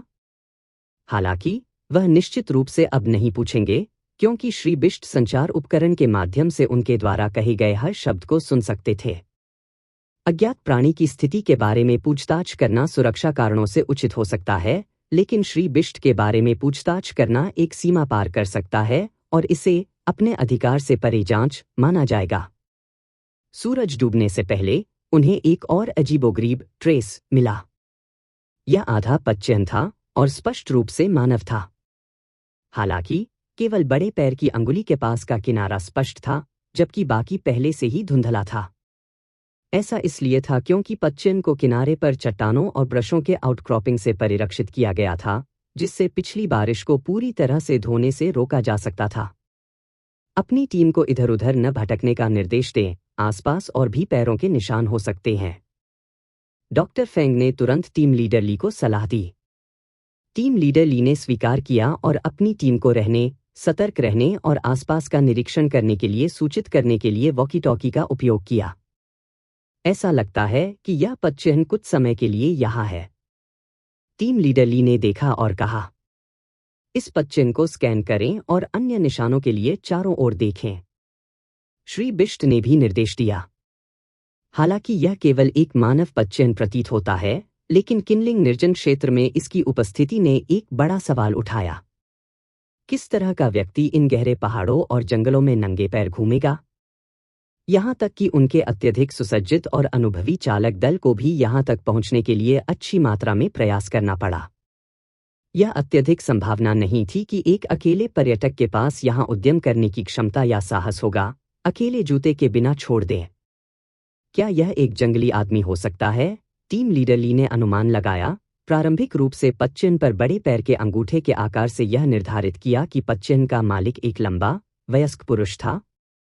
मिस्टर बिष्ट ने कोई जवाब नहीं दिया, न ही डॉक्टर फेंग, जो ध्यान से पतचिह्न को स्कैन कर रहे थे। पुराने दिनों में खेत में बाहर रहते हुए इस तरह के पतचिह्न का सांचा बनाने के लिए तरल पैराफिन का उपयोग किया जाता था।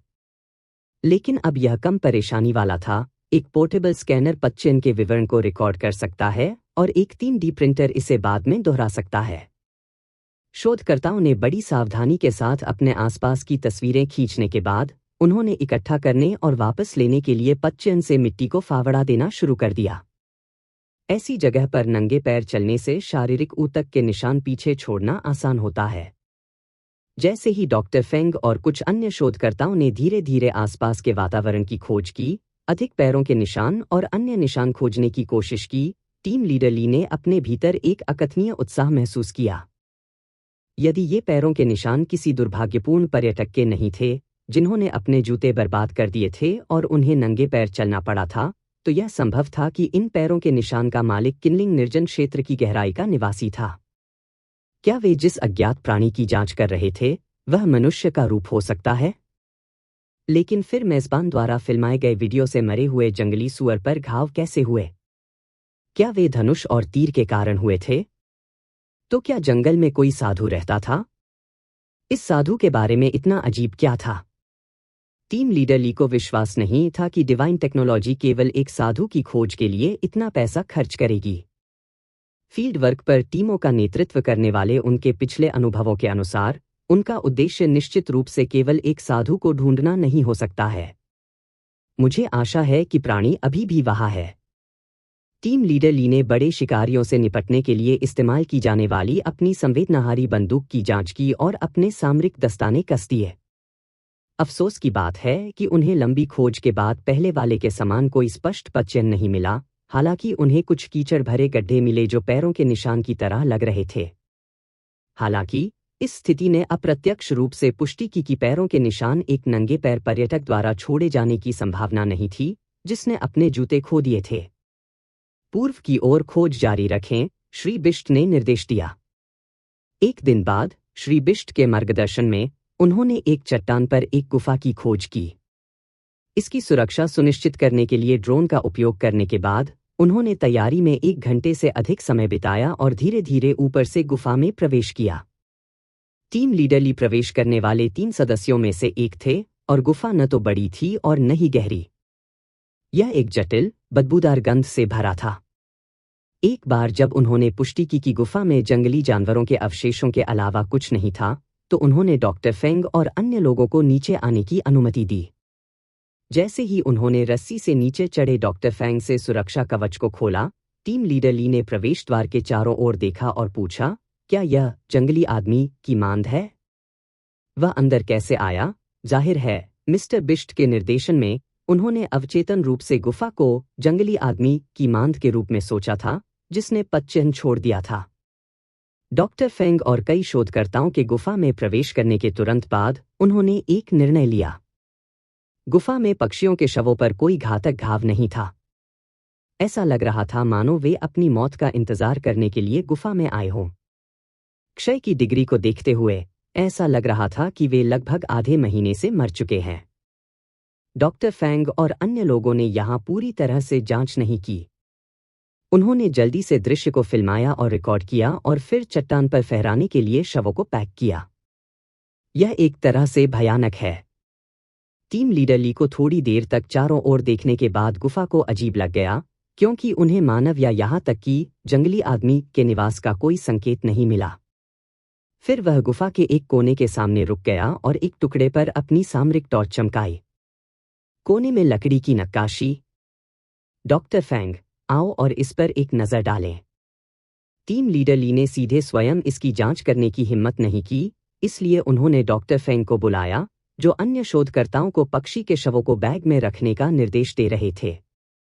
डॉक्टर फेंग, जो उनके बुलावे पर पहुंचे, ने भी कोने में फेंकी गई लकड़ी की नक्काशी को देखकर भौहें सिकोड़ लीं और पूछा, यह क्या है? आसपास के वातावरण का सावधानीपूर्वक आकलन करने और यह सुनिश्चित करने के बाद कि कुछ भी असामान्य नहीं था, उसने अपने दस्ताने वाले हाथ से लकड़ी की नक्काशी को उठाया। इसे लकड़ी की नक्काशी कहा जाता था, लेकिन यह बहुत खुरदरी थी और स्पष्ट रूप से यादृच्छिक रूप से टूटी हुई लकड़ी के टुकड़े से बनाई गई थी। यह केवल एक मुट्ठी के आकार का था। नीचे का आधा हिस्सा लकड़ी की टूटी हुई सतह थी, जो स्पष्ट रूप से एक उपकरण से काटने के बजाय हिंसक रूप से टूट गई थी। ऊपरी आधे हिस्से को एक विस्तृत मुस्कुराहट के साथ एक कार्टून खरगोश के आकार में उकेरा गया था। इसे बिना किसी पॉलिशिंग के केवल एक कच्चे मॉडल के रूप में वर्णित किया जा सकता है। ऐसा प्रतीत होता है कि इसे विशेष उपकरणों के साथ उकेरा नहीं गया है, बल्कि तेज दांतों से तराशा गया है। नतीजतन खरगोश बहुत भयानक लग रहा था। क्या जंगली आदमी ने इसे उकेरा? क्या यह वह देवता हो सकता है जिसकी वह पूजा करता है? टीम लीडर ली बड़बड़ाया। डॉक्टर फेंग, क्या आपने इस खरगोश की आकृति को पहले देखा है? मुझे नहीं लगता कि मैंने कभी किसी सभ्यता के बारे में सुना है जिसका कुलदेवता खरगोश है। डॉक्टर फेंग ने अपना सिर हिलाया, लकड़ी की नक्काशी को कैमरे के सामने रखा और धीरे धीरे उसे घुमाया ताकि मिस्टर बिष्ट इसे पूरी तरह से देख सकें। इसे वापस लाओ। श्री बिष्ट ने लकड़ी की नक्काशी के बारे में कोई निर्णय लिए बिना बस इतना ही कहा। गुफा में मिलने वाली सभी वस्तुओं को पैक करने के बाद टीम लीडर ली और डॉक्टर फेंग गुफा से बाहर निकल गए। चट्टान के शीर्ष पर पहुंचने पर टीम लीडर ली ने अपने टैबलेट पर नक्शा लाया। वह केंद्र के रूप में गुफा के आधार पर अगली खोज की योजना बना रहा था, साथ ही यह भी गणना कर रहा था कि उनकी वर्तमान आपूर्ति कितने दिनों तक चलेगी। भोजन और पेय चिंता का विषय नहीं थे, लेकिन छोटे ड्रोन सहित उनके कई उपकरणों के लिए ऊर्जा एक समस्या थी। वह इस बात पर विचार कर रहे थे कि क्या श्री बिष्ट से सहायता का अनुरोध किया जाए, बाहर से लोगों को लाया जाए और उनके साथ कुछ आवश्यक आपूर्ति की जाए। आखिरकार ऐसा लग रहा था कि वे उस अज्ञात प्राणी के करीब और करीब आ रहे थे जिसे वे ट्रैक कर रहे थे। उसने अपने सभी फील्ड वर्क अनुभवों में पहले कभी ऐसा महसूस नहीं किया था। हालांकि उन्हें आश्चर्य हुआ जब श्री बिष्ट ने अचानक कहा, यह बहुत हो गया, पीछे हटो। न केवल टीम लीडर ली, बल्कि आमतौर पर चुप रहने वाले डॉक्टर फेंग ने भी सजगता से उत्तर दिया, लेकिन हमें अभी एक सुराग मिला है। यह बहुत खतरनाक है, आप इसे संभाल नहीं सकते, श्री बिष्ट ने शायद ही कभी अधिक समझाया। बहुत खतरनाक? टीम लीडर ली ने अपने और अपनी टीम के सदस्यों द्वारा ले जाए गए उपकरणों को देखा। वे आसानी से भेड़ियों और यहां तक कि भालू, शेर और बाघ जैसे खतरनाक जानवरों का भी सामना कर सकते थे। यहां तक कि अगर उन्हें अपने वर्तमान उपकरणों के साथ भारी हथियारों से लैस डाकुओं के एक दस्ते का सामना करना पड़ा, तो वे निश्चित रूप से दुश्मन को पहले से ही देख सकते थे और पराजित नहीं हो सकते थे। श्री बिष्ट ने इसे खतरनाक क्यों समझा? फिर उन्होंने जांच के लिए उन्हें काम पर रखने के लिए इतना पैसा क्यों खर्च किया? या क्या वे सिर्फ जांच के प्रभारी थे और अन्य टीमें थीं जिनसे वे अनजान थे, जो अज्ञात प्राणी को पकड़ने के लिए वास्तव में जिम्मेदार थीं? हालांकि उसके मन में कई शंकाएं थीं, लेकिन उसने फिर से नहीं पूछा क्योंकि वह जानता था कि मिस्टर बिस्ट निश्चित रूप से जवाब नहीं देंगे। इसलिए टीम लीडर ली और डॉक्टर फेंग द्वारा गुफा से पैक किए गए नमूनों को ले जाने का काम सौंपने के बाद टीम ने सबसे तेज निकास मार्ग के रूप में गणना की गई दिशा में आगे बढ़ना शुरू कर दिया। रात में टीम लीडर ली ने गश्त और शिविर की व्यवस्था कुशलतापूर्वक की। अपने डिप्टी के साथ सहमत होने के बाद कि वह बाद की पाली में जाएगा, उसने जल्दी आराम करने के लिए अपने स्लीपिंग बैग में प्रवेश किया। टीम लीडर ली हांफ रहा था क्योंकि वह बिना रुके दौड़ रहा था, कभी कभी अपने उपकरणों की जांच कर रहा था। परिवेश स्लाइड शो की छवियों की तरह बदल रहा था, जंगल, शहर, खंडहर। जब दृश्य अंतः स्थिर हो गए तो वह एक देश की सड़क पर दौड़ रहा था जिसमें कई अन्य लोग समान कपड़े पहने हुए थे, उनके चेहरे अप्रभेद्य थे। अज्ञात समय के बाद एक इमारत आगे दिखाई दी, संभवतः उनका गंतव्य। एक व्यक्ति जिसे पहचाना नहीं जा सकता था, आने वालों को भोजन वितरित कर रहा था। टीम लीडर ली ने उसे सौंपे गए भोजन का डिब्बा ले लिया। इसे खोलने पर उसने पाया कि यह मांस से भरा हुआ है। वह बिना चखे बेवजह जानता था कि यह खरगोश का मांस था, ब्रेस्ट था।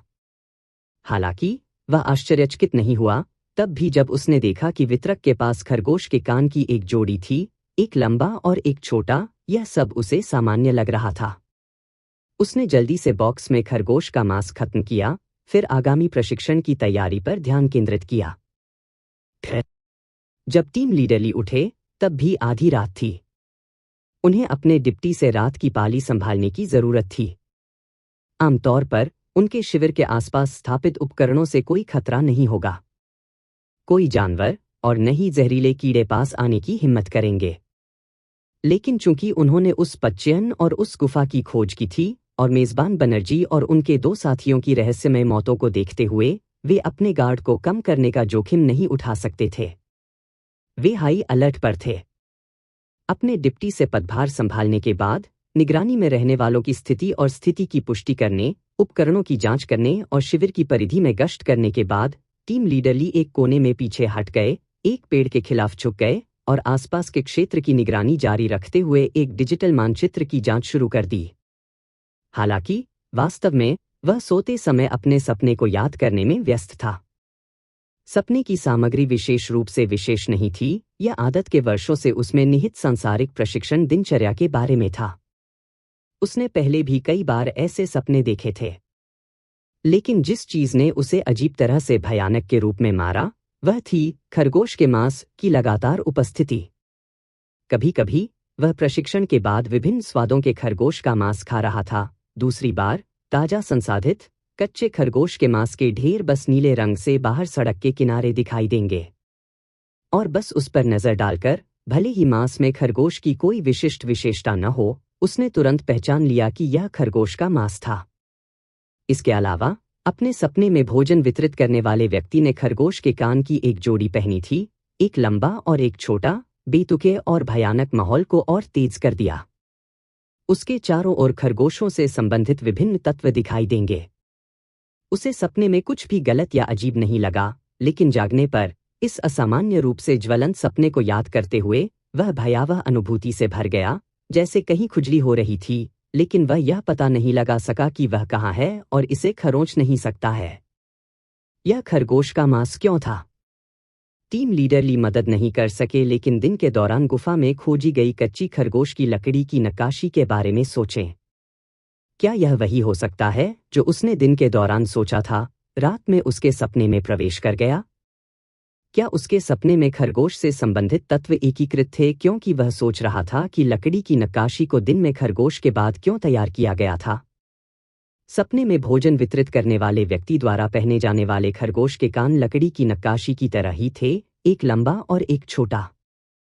टीम लीडर ली खुद को यह समझाना चाहता था कि यह सिर्फ एक साधारण सपना था, लेकिन जितना अधिक उसने यह सोचा, सपने से उतनी ही अधिक छवियां और लकड़ी के खरगोश की मूर्ति की समानता उसके दिमाग में भर गई। लकड़ी की नक्काशी, यह नहीं हो सकता। शापित है, क्या यह हो सकता है? जैसे ही यह विचार उसके दिमाग में आया, टीम लीडर ली ने इसे जबरदस्ती एक तरफ फेंक दिया। मैं खुद को डरा नहीं सकता, वह खुद से बुदबुदाया। भोर होने से ठीक पहले उसने देखा कि डॉक्टर फैंग जाग गए थे। वह उनके द्वारा एकत्र किए गए नमूनों की जांच कर रही थी और चिंतित अभिव्यक्ति के साथ पैक की गई थी। क्या गलत है? टीम लीडर ली ने पास आते ही पूछा। फिर उन्होंने डॉक्टर फेंग को लकड़ी की नक्काशी पकड़े हुए देखा, जिसे एक पारदर्शी प्लास्टिक बैग में रखा गया था। सोच में खो गया था। यह देखकर टीम लीडर ली को लगा कि उसकी गर्दन के पिछले हिस्से के बाल खड़े हो गए हैं। उसे एक अशुभ भावना होने लगी, खासकर जब डॉक्टर फेंग ने अपना सिर घुमाया और पूछा, आप कल रात कैसे सोए? उसे देखते हुए टीम लीडर ली ने उसके सवाल को टाल दिया, क्या आपके पास एक सपना भी है? डॉक्टर फेंग ने अपनी आंखें थोड़ी मूंद लीं, अपने हाथों में लकड़ी की नक्काशी पर नजर डाली, टीम लीडर ली की ओर देखा और कहा, मैंने सपना देखा कि मैं प्रयोगशाला में प्रयोग कर रहा था। मेरे प्रयोग में खरगोश के मांस का ढेर शामिल था। प्रयोग समाप्त करने के बाद मैंने खरगोश का मांस पकाया और खाया। आपने किस बारे में सपना देखा था? टीम लीडर ली अवाक रह गए। जहां तक विचित्र सपनों की बात है, डॉक्टर फैंग एक मील से ऊपर हैं। उन्होंने संक्षेप में अपने सपने का वर्णन किया और डॉक्टर फेंग ने गंभीर भाव से सुना। जब उन दोनों ने डॉक्टर फैंग के हाथों में लकड़ी की नक्काशी को फिर से देखा, तो उनका दृष्टिकोण बदल गया था। यह बहुत स्पष्ट था कि दोनों के सपनों में सामान्य तत्व खरगोश का मांस था। भले ही उनके सपने रोजमर्रा की गतिविधियों के बारे में लग रहे थे, खरगोश के मांस की उपस्थिति ने सब कुछ अजीब बना दिया। यह विशेष रूप से परेशान करने वाला था जब उन दोनों को अजीब लग रहा था कि उनके सपनों में खरगोश का मांस किसी तरह लकड़ी की नक्काशी से जुड़ा हुआ था। जब टीम के बाकी सदस्य जाग गए, तो टीम लीडर ली और डॉक्टर फेंग ने अपने अपने अधीनस्थों से अलग अलग बात की, केवल यह पता लगाने के लिए कि उन दोनों सहित कुल 5 लोगों के सपने थे। प्रत्येक सपने में खरगोश के मांस का तत्व मौजूद था। एक और सामान्य विशेषता जो उन्होंने खोजी वह थी उनके स्लीपिंग बैग की लकड़ी की नक्काशी से निकटता। टीम लीडर ली और डॉक्टर फैंग दोनों जल्दी ही एक ही निष्कर्ष पर पहुंचे। यह कोई अलग घटना या संयोग नहीं था। लकड़ी की नक्काशी के बारे में कुछ अजीब था। उन्होंने तुरंत श्री बिष्ट के पास संपर्क किया और स्थिति की विस्तार से जानकारी दी।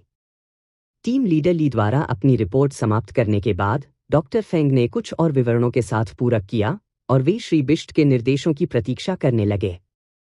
लेकिन उनके आश्चर्य के लिए श्री बिष्ट कई मिनट तक चुप रहे। उनके उपकरणों पर संकेतकों के अनुसार नेटवर्क ठीक काम कर रहा था और संचार अभी भी जारी था। उन्होंने एक नज़र का आदान प्रदान किया। जैसे ही टीम लीडर ली अपनी जिज्ञासा को सहन नहीं कर सके और पूछने ही वाले थे कि क्या मिस्टर बिष्ट अभी भी वहां हैं, मिस्टर बिष्ट की विशिष्ट तेज आवाज ने चुप्पी तोड़ दी, सपनों के अलावा क्या कोई अन्य विसंगतियां हैं? नकारात्मक उत्तर प्राप्त करने के बाद श्री बिष्ट ने कुछ और विस्तृत प्रश्न पूछे और वेबकैम के माध्यम से लकड़ी की नक्काशी की फिर से जांच की।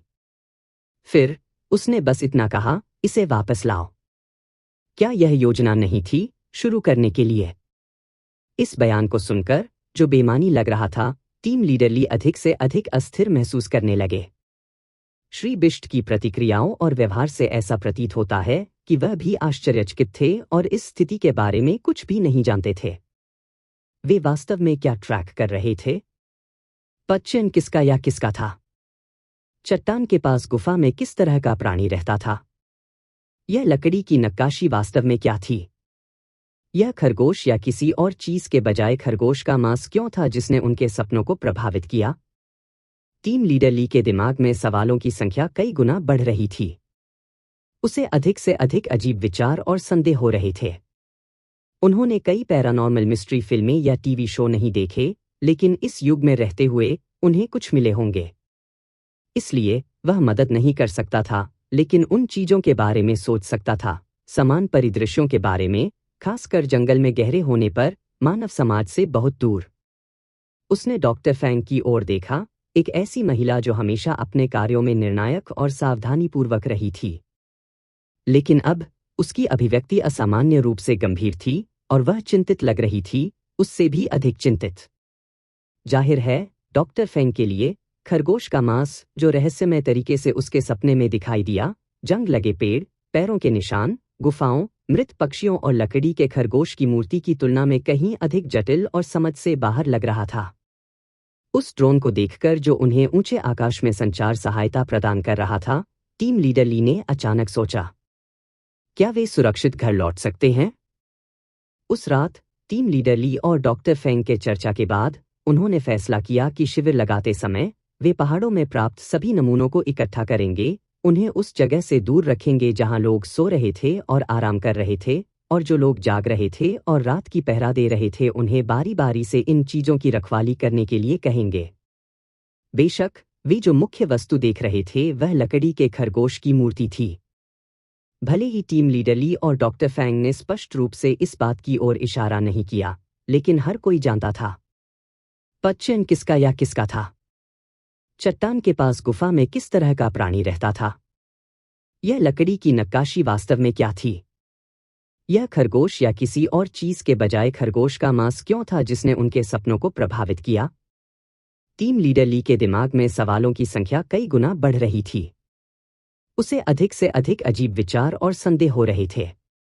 उन्होंने कई पैरानॉर्मल मिस्ट्री फिल्में या टीवी शो नहीं देखे, लेकिन इस युग में रहते हुए उन्हें कुछ मिले होंगे। इसलिए वह मदद नहीं कर सकता था, लेकिन उन चीजों के बारे में सोच सकता था, समान परिदृश्यों के बारे में, खासकर जंगल में गहरे होने पर, मानव समाज से बहुत दूर। उसने डॉक्टर फैंग की ओर देखा, एक ऐसी महिला जो हमेशा अपने कार्यों में निर्णायक और सावधानीपूर्वक रही थी। लेकिन अब उसकी अभिव्यक्ति असामान्य रूप से गंभीर थी और वह चिंतित लग रही थी, उससे भी अधिक चिंतित। जाहिर है, डॉक्टर फैंग के लिए खरगोश का मांस जो रहस्यमय तरीके से उसके सपने में दिखाई दिया, जंग लगे पेड़, पैरों के निशान, गुफाओं, मृत पक्षियों और लकड़ी के खरगोश की मूर्ति की तुलना में कहीं अधिक जटिल और समझ से बाहर लग रहा था।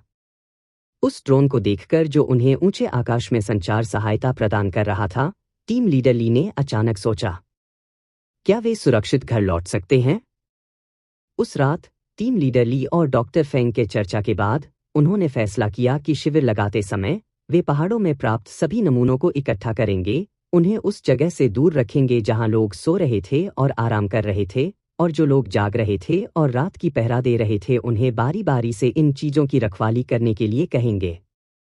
बेशक वे जो मुख्य वस्तु देख रहे थे वह लकड़ी के खरगोश की मूर्ति थी।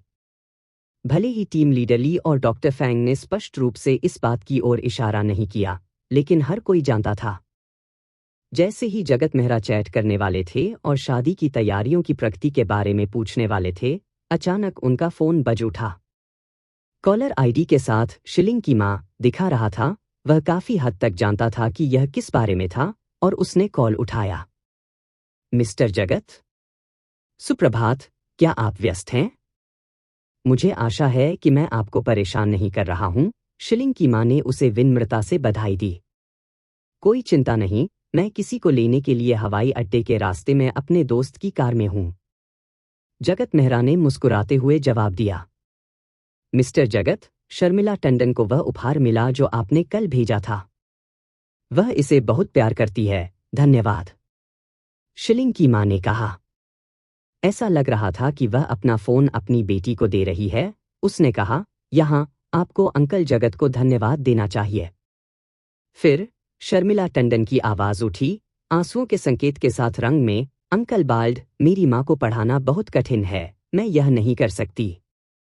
अरे, तुम किस बारे में बात कर रही हो, स्वीटी? क्या आपको धन्यवाद नहीं कहना चाहिए था? शिलिंग की मां की कर्कश आवाज बस कॉल पर सुनी जा सकती थी। जगत मेहरा मदद नहीं कर सकता था लेकिन मुस्कुरा रहा था, स्वाभाविक रूप से यह जानते हुए कि लिटिल फैटी गर्ल का क्या मतलब है।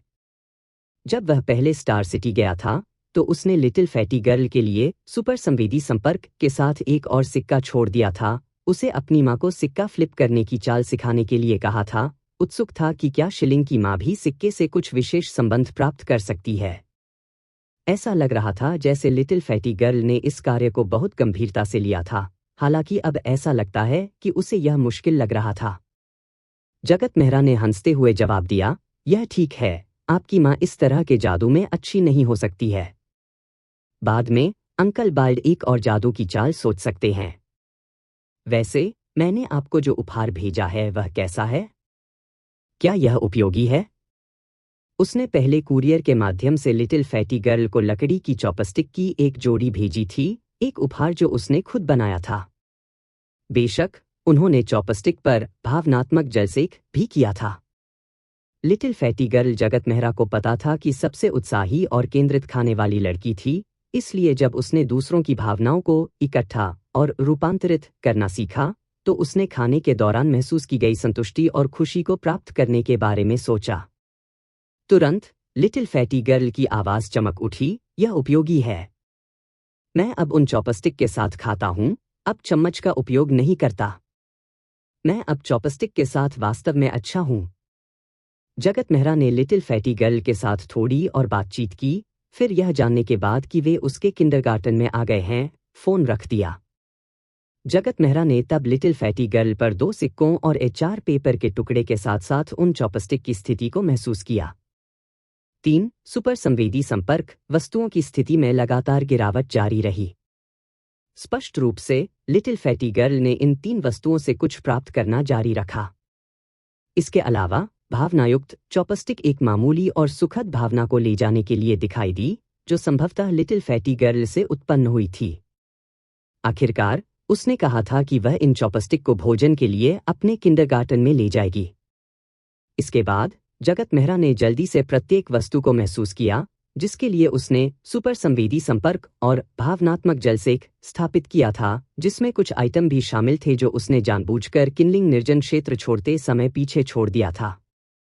वापसी के मामले में स्थान में मदद करने के लिए उत्परिवर्तित मकड़ी की चट्टान गुफा के पास स्थापित सुपर संवेदी संपर्क के साथ एक मनका छोड़ने के अलावा उसे जाने से पहले जंगली जानवर की हड्डी का एक छोटा सा टुकड़ा भी मिला था, जिसके लिए उसने सुपर संवेदी संपर्क स्थापित किया था और जानबूझकर कुछ पक्षियों के बगल में गुफा में छोड़ दिया था। गुफा के मूल अधिकांश लताएं उत्परिवर्तित मकड़ी की मृत्यु के साथ गायब हो गई थीं। इसके अलावा उन्होंने लकड़ी का एक टुकड़ा खोजने और एक तीर के साथ एक बहुत ही कच्चे खरगोश की लकड़ी की नक्काशी को तराशने में कुछ समय बिताया था।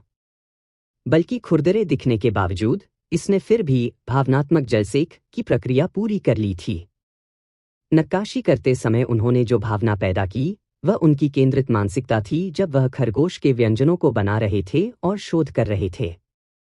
इस लकड़ी की नक्काशी को भी गुफा में फेंक दिया गया था। उन्हें विश्वास था कि यदि डिवाइन टेक्नोलॉजी के लोग अपने पिछले दृष्टिकोण के आधार पर फिर से पहाड़ों में उद्यम करते हैं, तो वे गुफा की खोज करेंगे और संभवतः हड्डी और लकड़ी की नक्काशी को अपने साथ वापस ले जाएंगे। उस समय वह इन 2 मदों के माध्यम से बहुत सारी जानकारी प्राप्त करने में सक्षम होगा। हालांकि फिलहाल हड्डी को हिलाने के कोई संकेत नहीं थे और लकड़ी की नक्काशी ने कोई भावनात्मक प्रतिक्रिया नहीं दी थी। जाहिर है कि अभी तक किसी ने भी इसकी खोज नहीं की है। क्या मैं टाउन वूसी नामक एक असाधारण नई पुस्तक की सिफारिश कर सकता हूं, जो कानून प्रवर्तकों के दृष्टिकोण से एक कहानी बताती है? जगत मेहरा और प्रदीप भाटी दोनों उस समय हैरान रह गए जब उन्होंने जतिन को एयरपोर्ट से उठाया। उस आदमी ने केवल 3 महीने में काफी वजन कम कर लिया था। वाह जतिन, आपने वास्तव में वजन कम करने का बहुत अच्छा काम किया है। क्या आप पिछली बार जब जगत मेहरा को देखा था तो उनके फिगर से प्रेरित थे? प्रदीप भाटी ने मिलते ही छेड़छाड़ की। हालांकि जगत मेहरा जतिन के लिए बनाए गए कॉग्निटिव मॉडल से बता सकते थे कि जतिन के शरीर पर कुछ स्ट्रेन था। उनका लीवर, किडनी, पेट और अन्य अंग तनाव में लग रहे थे। उनका वजन कम होने की संभावना डाइटिंग के कारण नहीं था। जैसा कि अपेक्षित था, जतिन ने हंसते हुए शिकायत की, मैं खूनी थक गया हूं। मैंने वजन कम करने के बारे में बिल्कुल नहीं सोचा है। वापस लौटते समय जगत मेहरा और प्रदीप भाटी को पता चला कि जतिन ने पिछले 3 महीनों में एक नोमैन सुपरमार्केट प्रोजेक्ट को पूरा करने में बिताया था, जिसे उसके पिता ने उनके लिए व्यवस्थित किया था। यह एक खूनी जाल है। एक गहरा जतिन ने सिर हिलाते हुए विलाप किया। मेरे पिता ने उत्सुकता से एक ऐसी परियोजना को लिया जिसे ई-कॉमर्स टाइकून संभाल नहीं सकते थे और पूंजी का एक गुच्छा बाहर निकल रहा था।